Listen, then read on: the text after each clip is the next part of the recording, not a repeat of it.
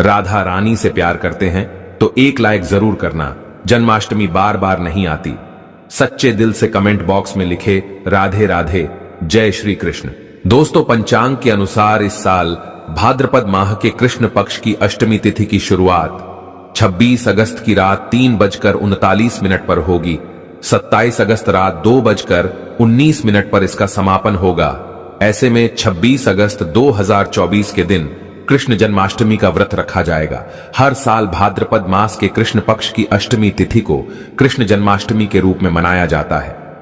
द्वापर में श्री कृष्ण परम पुरुषोत्तम भगवान का जन्म भाद्रपद की अष्टमी तिथि रोहिणी नक्षत्र और चंद्रमा वृषभ राशि में मध्य रात्रि में हुआ। उनके जन्म लेते ही दिशाएं स्वच्छ व प्रसन्न एवं समस्त पृथ्वी मंगलमय हो गई थी। विष्णु के अवतार श्री कृष्ण के प्रकट होते ही जेल की कोठरी में प्रकाश फैल गया। कृष्ण के प्राकट्य से स्वर्ग में देवताओं की धून दुबिया अपने आप बज उठी तथा सिद्ध और चारण भगवान के मंगलमय गुणों की स्तुति करने लगे। दोस्तों, जन्माष्टमी व्रत का महत्व। शास्त्रों में जन्माष्टमी के व्रत को 1000 एकादशी व्रत के समान माना गया है। 100 बार गंगा स्नान करने का जो पुण्य मिलता है, मात्र जन्माष्टमी का व्रत करने से प्राप्त हो जाता है।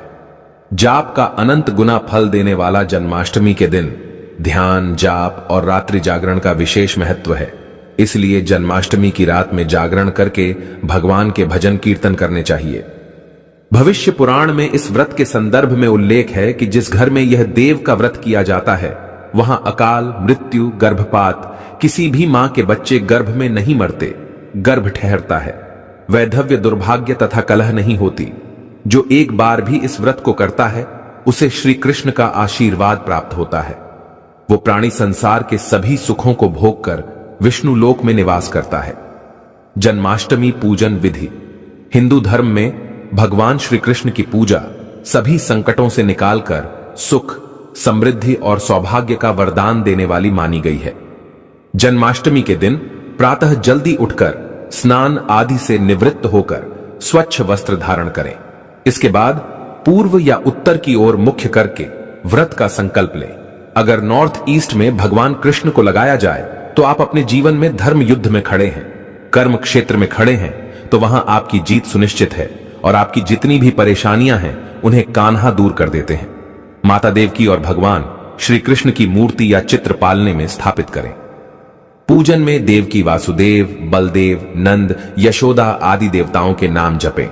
रात्रि में 12 बजे के बाद श्री कृष्ण का जन्मोत्सव मनाएं।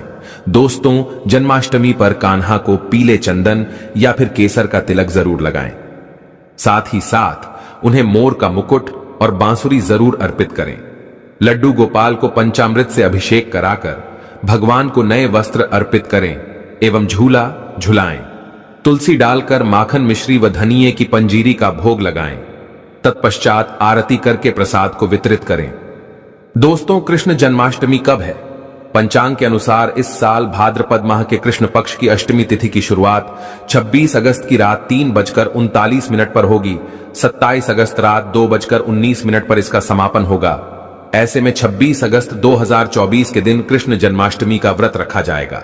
कृष्ण जन्माष्टमी की पूजा मध्य रात्रि की जाती है। इसलिए इस साल भगवान श्री कृष्ण का जन्मोत्सव 26 अगस्त 2024 सोमवार को मनाया जाएगा। दोस्तों, चलिए जानते हैं जन्माष्टमी पर श्री कृष्ण की जन्म कथा। दोस्तों, जन्माष्टमी की यह कथा चुपके से भी सुनने से समस्त तकलीफें, बीमारियां सब समाप्त हो जाती हैं। पितृदोष, मंगल दोष, काल सर्प दोष, शनि दोष तुरंत ठीक हो जाते हैं। आइए सुनते हैं जन्माष्टमी की कथा। दोस्तों, पौराणिक कथाओं के अनुसार भाद्रपद माह कृष्ण पक्ष की अष्टमी तिथि को भगवान कृष्ण ने माता देवकी की 8वीं संतान के रूप में जन्म लिया था। कृष्ण जी का जन्म मथुरा में कंस के कारागार में हुआ था। माता देवकी राजा कंस की बहन थी। कंस को सत्ता का लालच था। उसने अपने पिता राजा उग्रसेन की राजगद्दी छीनकर उन्हें जेल में बंद कर दिया था और स्वयं को मथुरा का राजा घोषित कर दिया था। राजा कंस अपनी बहन देवकी से बहुत प्रेम करते थे। उन्होंने अपनी बहन का विवाह वासुदेव से कराया था, लेकिन जब वह मां देवकी को विदा कर रहा था, तभी एक आकाशवाणी हुई कि देवकी का 8वां पुत्र कंस की मौत का कारण बनेगा। यह सुनकर कंस डर गया। उसने तुरंत अपनी बहन और उनके पति वासुदेव को जेल में बंद कर दिया। उनके आसपास सैनिकों की खड़ी पहरेदारी लगा दी। कंस अपनी मौत के डर से देवकी और वासुदेव के साथ संतानों को मार चुका था। कृष्ण जी का जन्म इसके बाद भाद्रपद महाकृष्ण पक्ष की अष्टमी तिथि को रोहिणी नक्षत्र अंधेरी रात में भगवान कृष्ण ने देवकी की 8वीं संतान के रूप में जन्म लिया। श्री कृष्ण के जन्म लेते ही कोठरी प्रकाशमय हो गई। आकाशवाणी हुई कि विष्णु जी ने कृष्ण जी के अवतार में देवकी के कोख में जन्म लिया है। उन्हें गोकुल में बाबा नंद के पास छोड़ आए और उनके घर एक कन्या जन्मी है। उसे मथुरा लाकर कंस को सौंप दे। कान्हा चले गोकुल धाम। आकाशवाणी सुनते ही वासुदेव के हाथों की हथकड़ी खुल गई।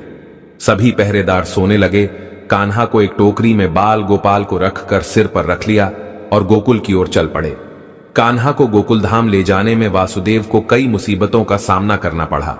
यमुना नदी कृष्ण जी के चरणों को स्पर्श करने के लिए उफान पर आ गई, लेकिन चरण स्पर्श के बाद वो फिर से शांत पड़ गई। वो कान्हा को बाबा नंद के पास छोड़ आए और गोकुल से कन्या को लेकर वापस लौट आए। जेल अपने आप बंद हो गया और उनके हाथों में हथकड़ियां लग गई। कन्या के रोने की आवाज सुनते ही सभी पहरेदार उठ गए। कंस बंदी गृह आया। वो कन्या को देवकी और वासुदेव की 8वीं कन्या समझ उसे मारने चला, लेकिन वो आकाश में उड़ गई और फिर से आकाशवाणी हुई कि कंस को मारने वाला अब इस दुनिया में पैदा हो चुका है। बाबा नंद और उनकी पत्नी मां यशोदा ने कृष्ण जी का पालन पोषण किया। राजा कंस ने कृष्ण जी का पता लगाकर उन्हें मारने